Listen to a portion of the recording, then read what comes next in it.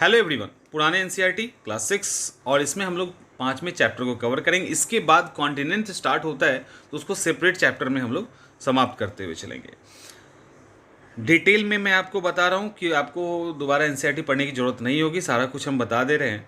और इसके अंदर एनसीईआरटी के अंदर जो कंटेंट है ना उसी को डिस्कस करेंगे, उसमें आगे पीछे नहीं जाएंगे ज़्यादा। सबसे पहले कॉन्टिनेंट, महाद्वीप किसको कहते हैं?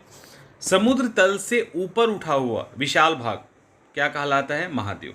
महासागर कौन कहलाएगा? पृथ्वी के स्थल भाग को घेरे हुए, यानी जो लैंड का हिस्सा है उसको घेरा हुआ जो विशाल जलाशय होता है उसको ओशन कहते हैं, महासागर कहते हैं। स्थल मंडल किसको कहेंगे? पृथ्वी का ऊपर का भाग को स्थल मंडल कहते हैं और ये सैलों से, चट्टानों से बना होता है। धरातल किसको कहेंगे? धरातल के जल के भाग को जलमंडल, यानी जलमंडल किसको कहेंगे? तो धरातल के जल के भाग को। वायुमंडल, एटमॉस्फेयर किसको कहेंगे? पृथ्वी के, यानी इस धरती के चारों ओर घिरे हुए वायु के आवरण को, यानी वायु जो हवा जो चारों तरफ होती है उसको जो कवर किया हुआ है उसको वायुमंडल कहते हैं। और अगला है पृथ्वी का वह सीमित क्षेत्र जहाँ तीनों, यानी वायुमंडल, जलमंडल, स्थल मंडल तीनों जहाँ मिलते हैं उसको जैव मंडल कहते हैं। और यही वो जगह होता है जहाँ पे जीव जंतु, इंसान जो भी है वो रह सकते हैं।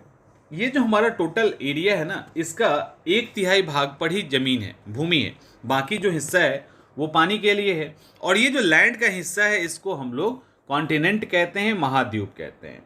और संसार के, और इसके बाद का जो हिस्सा है वो महासागर का है। तो संसार का जितना भी महासागर है वो सब एक दूसरे से कनेक्ट है। कैसे? स्ट्रेट के द्वारा, जल संधि के द्वारा सब कनेक्ट है। इस कनेक्ट होने के कारण लगभग समुद्र का जल स्तर सभी जगह एक ही तरह का आपको मिलेगा और समुद्र के जल स्तर को ही समुद्र तल कहा जाता है। तो ये भी इंपॉर्टेंट है, वाटर लेवल जिसको कहते हो वो कहा जाता है। महाद्वीप की औसत ऊंचाई समुद्र तल से सामान्यतः 100 मीटर होती है और महासागरों की औसत गहराई समुद्र तल से 4000 मीटर होती है। तो ये दो है, लेकिन सबसे गहरा भाग मेरियाना ट्रेंच है, मेरियाना की खाई है जो 1122 मीटर नीचे है। तो ये सारा फैक्ट जो है इस एनसीईआरटी के चैप्टर के अंदर है।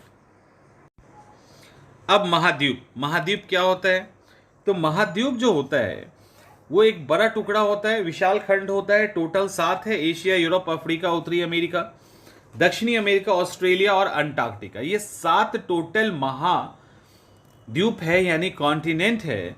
और लैंड का जो अधिकांश हिस्सा है ना, जमीन का जो अधिकांश हिस्सा है वो उत्तरी गोलार्ध में। दक्षिणी गोलार्ध, जब आप एटलस को देखेंगे ना तो आपको दिख जाएगा कि दक्षिणी गोलार्ध में जमीन बहुत कम है और उत्तरी गोलार्ध में जमीन ज़्यादा है। इसीलिए जो वेस्टर्ली विंड है दक्षिणी गोलार्ध में बहुत तेज बहती है, जिसको प्रचंड पचासा, चीखती साठा और गरजती चालीसा भी कहा जाता है। तो ये दक्षिणी गोलार्ध की विशेषता इसी कारण। एशिया सबसे बड़ा महाद्वीप है, नॉर्दर्न हेमिस्फीयर के उत्तरी गोलार्ध में है। और एशिया और यूरोप कभी कभी उसको एक ही कॉन्टिनेंट कह दिया जाता है, ऐसा है नहीं, हम लोग 2 मानते हैं, लेकिन कभी कभी एक ही मानकर उसको यूरेशिया नाम दिया जाता है। और एशिया और जो यूरोप है इसको यूराल पर्वत और यूराल नदी जो है अलग करती है। एशिया के बाद अफ्रीका दूसरा बड़ा कॉन्टिनेंट है, विषुवत वृत्त यहाँ से गुजरता है। और इवन एशिया वो कॉन्टिनेंट है जहाँ से हर एक लाइन विषुवत वृत्त भी गुजरता है, 0 डिग्री भी, 23.5 degree tropic of cancer, tropic of capricorn और 0 degree GST, global standard time जो देशांतर रेखा है वो भी। तो सारी रेखाएं यहाँ से गुजरती है। इसके अलावा अमेरिका और दक्षिण अमेरिका का जो महाद्वीप है वो पनामा देश के पूर्वी सीमा पर मिलता है। उत्तरी अमेरिका पूरी तरह से उत्तरी गोलार्ध में और दक्षिणी अमेरिका का अधिकांश भाग दक्षिणी गोलार्ध में है। ऑस्ट्रेलिया सबसे छोटा महाद्वीप है और पूरा ऑस्ट्रेलिया दक्षिण गोलार्ध में ही है। ये चूंकि एक ही आइसलैंड की तरह है, पूरे चारों तरफ इसमें पानी है, किसी और से जुड़ा हुआ नहीं है, इसलिए इसको द्वीपीय महाद्वीप भी कहते हैं। अंटार्कटिका एक बड़ा महाद्वीप है और ये यूरोप और ऑस्ट्रेलिया से बड़ा है। यहाँ पे बर्फ की, यानी हिम की मोटी परत रहती है और ये एक ऐसा आइसलैंड है जहाँ मनुष्य अस्थायी रूप से नहीं बसा हुआ है। इसको वैज्ञानिकों के लिए समर्पित आइसलैंड भी कहते हैं। तो ये भी यहाँ पे फैक्ट है। उसके बाद स्थलाकृति। स्थलाकृति का क्या मतलब है? स्थलाकृति का मतलब ये है कि पृथ्वी के ऊपर हम बहुत सारी ऊबड़ खाबड़ अलग अलग तरह की का स्ट्रक्चर देखते हैं, पहाड़, पठार, मैदान। तो ये सब जो है इसी स्थलाकृति के अंदर डाला जाता है। पहाड़ किसको कहते हैं? पर्वत। अकॉर्डिंग टू 6th NCERT, पर्वत किसको कहते हैं? पर्वत वो हिस्सा होता है जो आसपास के क्षेत्र से ऊंचा होता है। और बहुत सी अगर पहाड़ी एक साथ आ गई तो उसको पहाड़ियों की श्रेणी या पर्वत श्रेणी कहते हैं। हिमालय इसका एग्जाम्पल है। और अधिकांश इस तरह का जो रेंज होता है, श्रेणियां होती है, वो एक दूसरे के समानांतर होती है। जैसे हिमालय में ग्रेट हिमालय, लेसर हिमालय, तो एक दूसरे के समानांतर होती है। तो ये इंपॉर्टेंट है। इसके अलावा पहाड़ी जो पर्वत होता है उसमें अलग अलग ऊंचाइयाँ होती है, अलग अलग आकृति होती है। ये जो अलग अलग ऊंचाई आकृति होती है, इसका मेन कारण उनके एज का डिफरेंस है। जैसे अरावली अब कम ऊंची है और बहुत जगह टूट फूट के समाप्त भी हो चुकी है। अवशिष्ट पर्वत का एक एग्जाम्पल है। कारण है कि अरावली बहुत पुरानी पर्वत है, हिमालय नई पर्वत है, ऊंचाई है, कंटिन्यूटी है। तो ये जो अंतर आपको दिखता है ये उनके एज के कारण दिखता है। फिर उसी तरह से मध्य एशिया में पामीर नॉर्थ जिसको कहते हैं, पामीर पठार की गांठ, यहाँ से अलग अलग सुलेमान, किरथर, हिमालय अलग अलग पर्वत श्रृंखलाएं निकलती है। यहाँ पे पूछा गया है कि इन पर्वत श्रृंखलाओं का क्या नाम है जो पामीर नॉर्थ से निकलती है, पामीर घाट से निकलती है। अगला पठार। एक्चुअली पहाड़ क्या होता है पता है? पहाड़ इस तरह का होता है, ऊपर का टॉप नुकीला होगा। पठार ये भी जो होगा ये भी आसपास के नीचे जमीन से ऊंचा होता है और ऊपर का भाग इसका समतल होता है। तिब्बत का पठार सबसे ऊंचा पठार है, ठीक है। इसी तरह से दक्कन का पठार भी एग्जाम्पल है। ऑस्ट्रेलिया, अफ्रीका, एशिया और उत्तरी अमेरिका में भी बहुत सारे पठार हैं। इसका नाम बताइए आप। इसके बाद मैदान क्या होता है? नॉर्मली पहाड़ पठार की तुलना में समतल होता है, ज़्यादा इसके अंदर लक्षण इस तरह के नहीं होते, ऊबड़ खाबड़ वाले लक्षण ज़्यादा नहीं होते, उसको मैदान कहते हैं। ये मैदान नदी और उसकी जो मेन नदी होती है और जो सहायक नदी होती है उसके द्वारा जो लाया जाता है सिल्ट, जिसके अंदर कंकर, पत्थर, बालू, चिकनी मिट्टी, ये सब हो सकता है, इसके द्वारा यहाँ पे मैदान बनाए जाते हैं। और भारत के उत्तरी विशाल मैदान जो है इसका एक अच्छा एग्जाम्पल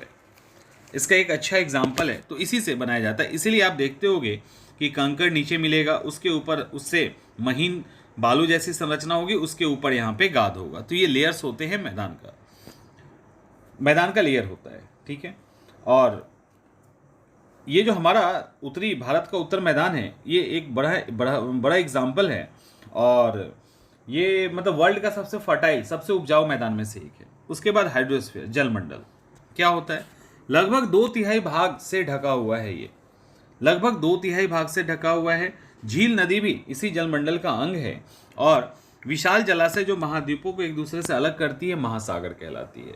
यहाँ पे जो महासागर है वो प्रशांत, अटलांटिक, हिंद, आर्कटिक और अंटार्कटिक, तो ये सब महासागर है, जो 5 महासागर है। अब यहाँ पे जो अंटार्कटिक महासागर है वह एक्चुअली प्रशांत महासागर से भी, अटलांटिक महासागर से भी और हिंद महासागर से भी ये घिरा हुआ है। इसी का मतलब समझो ना, एक दक्षिणी एक्सटेंशन है ये, इसीलिए इसको दक्षिणी महासागर भी कहा जाता है। अगर ओशन की बात करें, महासागर की बात करें, तो प्रशांत महासागर सबसे बड़ा है क्षेत्रफल की दृष्टि से भी।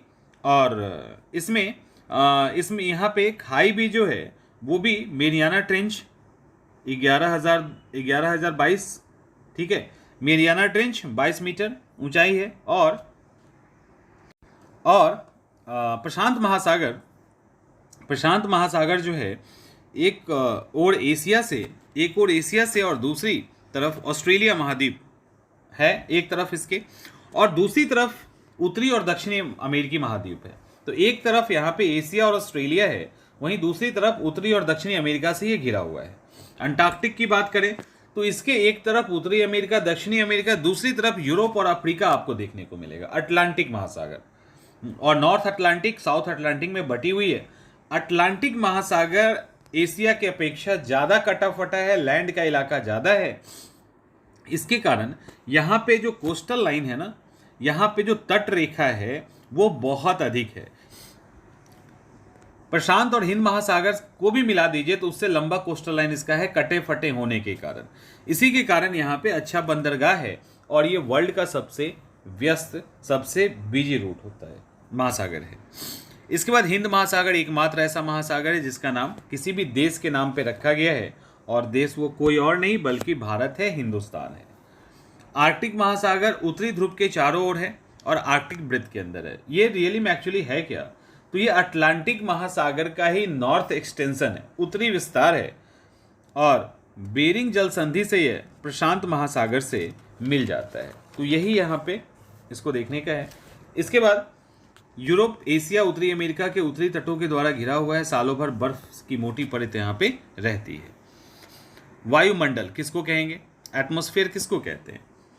पृथ्वी के चारों ओर जो हवा का कवर होता है उसको वायुमंडल कहते हैं। लगभग 1600 किलोमीटर की ऊंचाई तक आपको ये मिलेगा, लेकिन 97% तक जो धरातल के पर ही वायु होती है। एक्चुअली ट्रोपोस्फियर के अंदर ही मैक्सिमम जो हमारा एटमॉस्फेयर है ना वो समाप्त हो जाता है, वायुमंडल समाप्त हो जाता है। वायुमंडल की ऊंचाई जैसे जैसे ऊंचा होता जाएगा इसकी डेंसिटी कम होती जाएगी, विरल होता जाएगा। नाइट्रोजन, ऑक्सीजन, कार्बन डाइऑक्साइड का ये मिक्सचर है, और धरातल के निकट वायु में इन गैसों का मिश्रण आयतन के अनुसार लगभग समान अनुपात में रहता है। लाइक नाइट्रोजन 78, ऑक्सीजन 21, अन्य गैस 1%। ऑक्सीजन के बिना जीवन संभव नहीं है, आपको पता है। उसी तरह से नाइट्रोजन के बिना ग्रोथ संभव नहीं है, विकास संभव नहीं है। कार्बन डाइऑक्साइड के बिना पेड़ पौधे नहीं टिक सकते हैं। तो वायुमंडल के नीचे इन गैसों के साथ साथ जलवाष्प भी होती है, और पृथ्वी पे वर्षा भी होता है और बर्फ भी गिरती है। और हवा क्या होता है, घनत्व की जो हवा की डेंसिटी है ऊंचाई के बढ़ने के साथ साथ जो है वो कम होने लगती है। सबसे अधिक डेंसिटी आपको समुद्र तल, सी लेवल पे मिलेगी। यहाँ भी ऊंचाई बढ़ने के साथ साथ वायुभार कम होने लगता है। और एक्चुअली ये जो एयर मास है जिसको वायु भार कहते हैं, एयर प्रेशर जिसको वायु भार कहते हैं, ये क्या होता है? वायु भार वो होता है जो धरातल पे, सरफेस पे दबाव डालती है, उसको वायु भार कहते हैं। और अब सवाल उठता है कि हमारे ऊपर भी वजन है। तो एक्चुअली हमारे ऊपर भी वजन है, लेकिन हम अनुभव इसलिए नहीं कर पाते क्योंकि शरीर के अंदर और बाहर दोनों जगह इक्वल प्रेशर होता है। इसके अलावा चारों तरफ से हमारे ऊपर प्रेशर होता है, इसी कारण हम उस प्रेशर को फील नहीं कर पाते हैं। और ये जो एयर प्रेशर है, वायु दाब है, ये अलग अलग जगह पे अलग अलग होता है। अलग अलग होने के कारण ही वायु में गति उत्पन्न होती है। यानी आप जानते हो कि हाई प्रेशर लो प्रेशर के कारण हवा चलती है, हवा high pressure to low pressure चलती है, जहाँ उच्च दाब होता है वहाँ से निम्न दाब की तरफ चलती है। और हमारी धरती पे अलग अलग जगह high pressure and low pressure का बेल्ट आपको मिलेगा, उसको भी हम लोग बाद में देखेंगे। तो यहाँ पे जो हवा वायु दाब के अंतर के कारण ही हवा चलती है, और जो हवा चलती है उसको हवा पवन कहते हैं। वायुमंडल के लिए ये जो वायुमंडल है वो पृथ्वी के लिए कंबल का काम करती है। कैसे? इसी के कारण दिन और रात के टेम्परेचर में बहुत अंतर नहीं आता, क्योंकि दिन में तो सूरज की जो लाइट है वो आ जाती है, और जब यहाँ से धरती उसी एनर्जी को डिस्चार्ज कर रहा होता है, भेज रहा होता है वापस, तो वो पूरी तरह से नहीं जाती, और उसको ऊपर में ग्रीन हाउस गैस का जो लेयर है और जो वायुमंडल है वो उसको पूरा जाने नहीं देता, जिसके कारण हमारा जो वातावरण है वो बहुत ठंडा नहीं हो पाता। यदि वायुमंडल नहीं होता तो चंद्रमा की तरह, चांद की तरह दिन बहुत गर्म और रात बहुत ठंडी होती। तो यहाँ पे इसके कारण हम बच जाते हैं, और वायुमंडल के कारण ही अल्ट्रावायलेट किरण ये सब नहीं आता, जिसके कारण गर्मी भी कम होती है और जो जीव जंतु है वे सुरक्षित रहते हैं। उसके बाद जैव मंडल क्या होता है? सीमित क्षेत्र है जहाँ भूमि जलवायु एक साथ संपर्क में आते हैं, वो जैव मंडल होता है।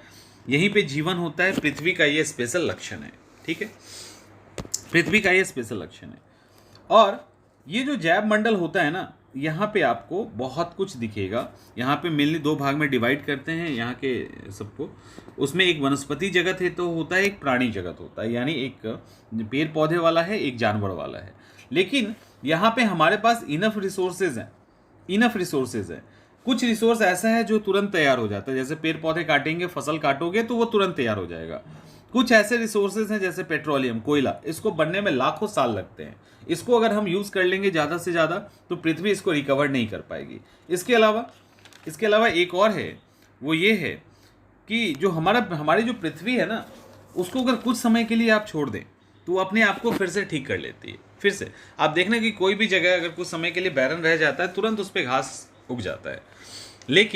लेकिन अगर उसको लंबे समय तक और बड़ी मात्रा में प्रदूषित करेंगे तो उनके खुद को ठीक करने की क्षमता भी कम हो जाती है और उसका बैलेंस बिगड़ने लगता है। ठीक है, उसका बैलेंस बिगड़ने लगता है और जो पृथ्वी है वो फिर प्रदूषित होना शुरू हो जाती है। तो ये था आज का टॉपिक, यही है इस चैप्टर में। कल से हम लोग अफ्रीका को पढ़ेंगे।